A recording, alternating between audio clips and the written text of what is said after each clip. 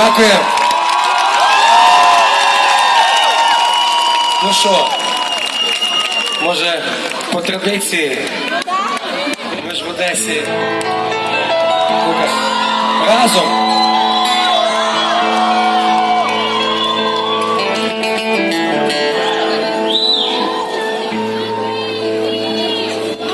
Есть город, который я вижу во сне. Вы, если бы вы знали, как дорог Черного моря, явившийся мне, цветущих акация город, цветущих акация город. Еще раз.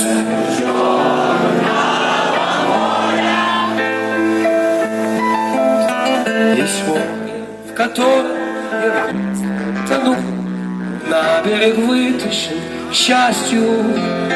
Есть воздух, в котором я в детстве вдохнул, и вдоволь не мог надышаться, и вдоволь не мог надышаться.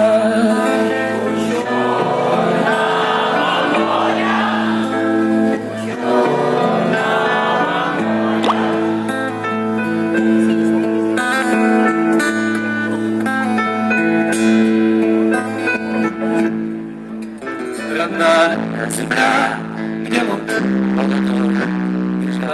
обжигает боя, недаром и ног, и муслин золотой, и назвал мой город героем, и назвал город героем.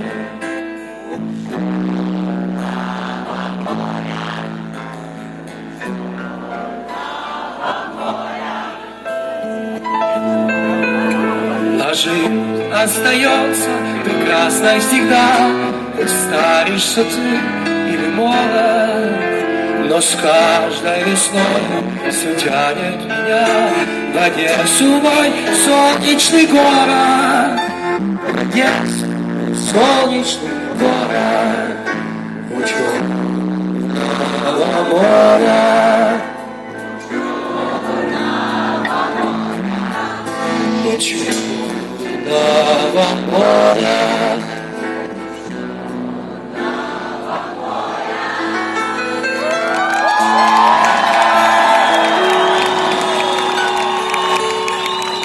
Дякую велике! Дякую вам за те, що ви такі, як є в нас, щоб ви нам були здорові. Ну а тепер давайте передамо всій Україні наш великий привіт разом і покажемо, що ми незалежно від того, звідки ми, справжнього козацького роду.